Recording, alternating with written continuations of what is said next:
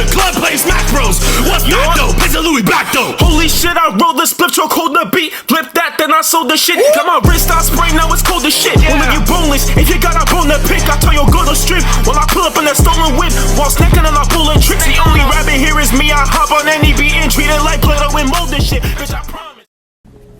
Yo, it's Zero, and this is part 3 of What If Naruto Was Raised by Yoriichi. I hope you guys have been enjoying the series, and to show your support, subscribe and like the video if you haven't already. And join the Discord. It'll be in the description and in the pinned comments.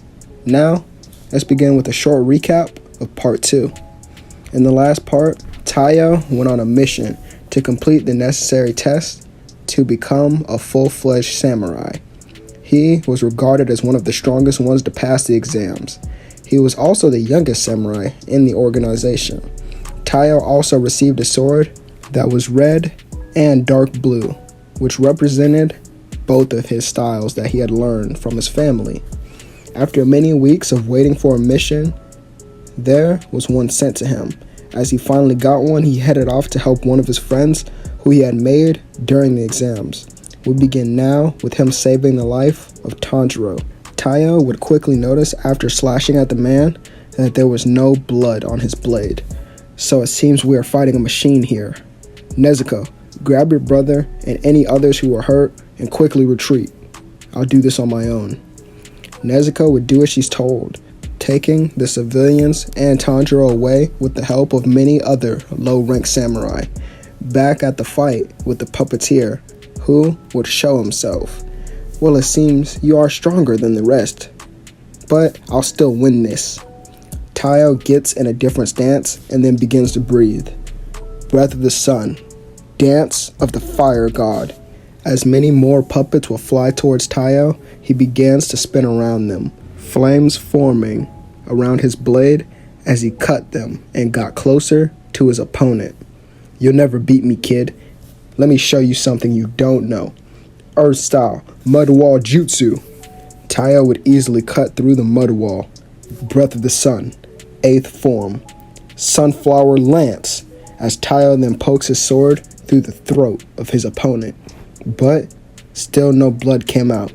Taiyo then closed his eyes as he begins to dive deep into his own subconscious. Speaking to himself, he would say, Father said that often sometimes your own eyes can be your worst enemy, so that is why I trained you to rely on your other senses. Taiyo kept his eyes closed, and then from underneath him, the real body appeared. Taiyo jumped into the sky, now blocking the sun, with a black silhouette of his body is all that could be seen. Breath of the sun, 10th form. Sun chariot, as Taiyo then came crashing down in a wheel of flames, splitting the man in half. As Taiyo stood, he finally saw the blood on his sword and prayed over his enemy, as he then swung his blade to clean it, and then he went to go help the others who were injured. Back at the forest with Tanjiro and Nezuko, who would speak to each other. I hope Taiyo is doing okay. Nezuko responds, of course he is. He's strong. We don't need to worry about him right now. We need to focus on your injuries and the injuries of others. Tanjiro then tries to sit up. Maybe we should go help him. But then he feels a hand on his shoulder. It was Taiyo. You can rest easy, my friend. What is our casualty count? Tanjiro looks down, feeling that it is his fault that this happened. 4 were killed while the rest of us were injured. If only I was stronger, I could have... Taiyo then puts his finger on his lips. Thank you all for your hard work and dedication. Taiyo would put down his blade and begin to help those who were injured, and then his hawk would fly overhead as it speaks. Taiyo, Nezuko, and Tanjiro, please head to the land of wind and rescue 30 civilians that were captured in a mansion. There will be another samurai there waiting for you all. Taiyo's eyes quickly widen. That's a lot of people. Tanjiro, how are your injuries? Can you run? Tanjiro tries to stand up, but quickly falls back down. This is when Taiyo walks over, placing a hand on Tanjiro's chest. What are you doing? Shh. Taiyo would say as he then speaks. "O great sun, lend me your strength and heal the injuries of the fallen. Sun breath, hidden technique, sun's grace."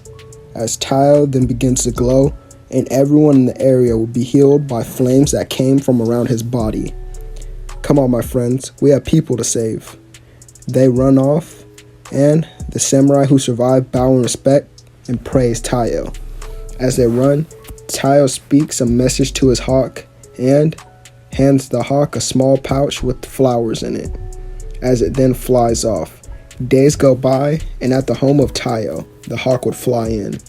Yoriichi takes the pouch off its body and then reads the note. "I'm sorry I cannot be home. Right now, I am on my way to help more people in need. I love you all. These 2 bright flowers are for my lovely mother and little sister." Kokushibo puts his arm around his younger brother. "Well, Yoriichi, he's just like us, huh? I bet he's the strongest in his generation." Yoriichi smiles at his brother. "Hopefully, he can become a Hashira." His brother would respond with, "I have no doubt in my mind he will. We were the ones who trained him after all, and we're the strongest." Yuta and Suki would both smile while putting the flowers in their hair, and it would take the 3 of them a week and a half of travel. This was because the difference in speed between the siblings and Taiyo. Before they arrived, Tanjiro then asked, "Taiyo, how did you heal everyone?" "I borrowed power from the sun, and I spread its life energy to those around me.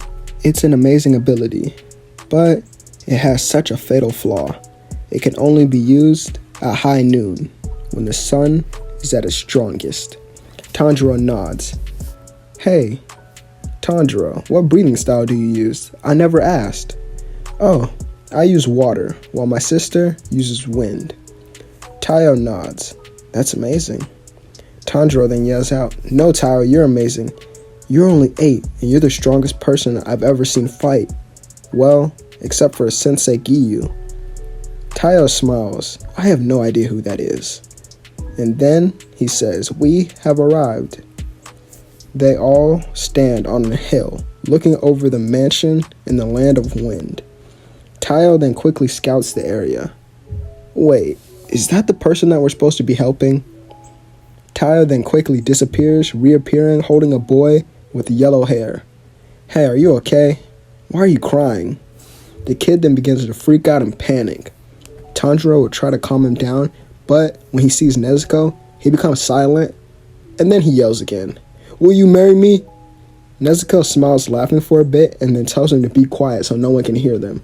And he would listen. After they learn his name is Zenitsu, Taiyo begins to devise a plan. "Alright, well, I'd like all of you to stay here for an hour while I scout the building out, inside and out." Zenitsu looks puzzled. "There's no way you're that fast." Taiyo smiles, holding his blade up to the moonlight as the crimson red parts fully become enveloped in dark blue.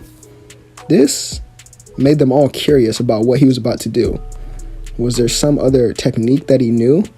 Tanjiro himself was very curious, and the 3 of them watch as he disappears right after. Taiyo would then run through the whole mansion fast as possible while memorizing each room, and he figured out where the hostages were being kept. After about an hour, he returned to them with maps of the whole mansion. He had also stole paper while inside and wrote this down. Tanjiro and Nezuko smiled at this, but Zenitsu freaked out even more. "How are you that fast? Are you even human? And you're just a child." Taiyo smiles. "You have to be more quiet." And then he said, "You're a lightning samurai, aren't you? I can tell by your robes. And your blade. Your blade seems strange. It calls to speed more than anything else." Zenitsu would get quiet. "Alright, here's the plan. Nezuko, go with Zenitsu. And Tanjiro, you're with me. Me and Tanjiro will knock out all the surrounding guards while you 2 infiltrate from the rooftop. You'll move on our signal. Please pay attention." Everyone nods, and then Tanjiro and Taiyo rush off. "Stay close to me, Tanjiro. Alright, I will. Then they would pass a guard, and Taiyo kicks his neck. That's 1. Let's tie him up to that tree. After this, they go through about 8 more guards, and then Taiyo looks at Tanjiro. Throw me up really high. I'm pretty light, so this should be easy for you. Without hesitation, Tanjiro lets Taiyo step on his hand and lifts him up into the air. Taiyo then would begin to say, Breath of the Moon, 7th form, Mirror of Misfortune. Taiyo swings his blade, creating crescent moons in the sky, and this would alert Zenitsu and Nezuko as they now make their move inside the mansion from the rooftop. When they walk in, they see a ninja already waiting for them, and then they're surrounded. Zenitsu gets scared and instantly passes out, thinking that he was already gonna die. And from behind Nezuko, as she was protecting him, lightning sparks fly around the room, as in a flash, all the men were beheaded. In another part of the house, Tanjiro entered with Taiyo. Hey Tanjiro, go help those two. I'll go for the rescue. Tanjiro nodded and Taiyo ran down towards the basement door, but it was locked. He heard screaming, so he wasted no time. Breath of the Moon, 3rd form, Lonesome Moon, as Taiyo then begins to strike the door over and over again until it breaks. And then he stands over a black space as kids, women, and men run out to him. By this time, the other 3 had finished everyone else, and they meet up. Taiyo then says, Alright, everyone listen closely. Follow these 3, and they will guide you outside. But this is when a loud explosion is heard, and samurai jump through the glass rooftop, breaking it and causing glass to fall. But Taiyo was able to protect them by shielding everyone with his body. Tanjiro, help everyone escape. I'll cover your movements. Tanjiro nodded but still had some doubt, as he then ran through a window. One of the samurai began to come close to him, but as he was about to slice his face open, Taiyo blocked the attack and kicked him away. Taiyo then jumped, throwing a bunch of small knives, causing the place to become dark as he hit all the lights in the room. Breath of the Moon, 2nd form, Pearl Flowers Moon Gazing. Taiyo performs several crescent-shaped slashes that defend him from incoming attacks, sending a barrage of more crescent blades that cut through his opponents. He then flips onto the ceiling of the room, and the room will become hotter as he then begins to glow, and the crimson part of his blade shines through the darkness. Breath of the Sun, 9th form, Dragon Sun Halo Dance. Taiyo would unleash continuous, fast, and powerful sword attacks that seemingly take the form of a sun dragon, and it kills all the enemies that have remained. Another explosion is seen from far away that would destroy the house. Tanjiro then yells out, Taiyo, no! Tanjiro runs back, but as he gets closer, he sees Taiyo standing there in front of the exploding building, as his clothes were torn up and scorched. Taiyo then had blood all over him, and he begins to fall from exhaustion, but this is when he was caught by Tanjiro, who'd carried him back to the others. Everyone cheered Taiyo on, but his hawk would fly overhead once again. Nezuko gets scared, thinking that it was another mission, and when she told Zenitsu this, he began to freak out. But then everyone heard the hawk say, Will Taiyo, Nezuko, Zenitsu, and Tanjiro report to the base of our organization?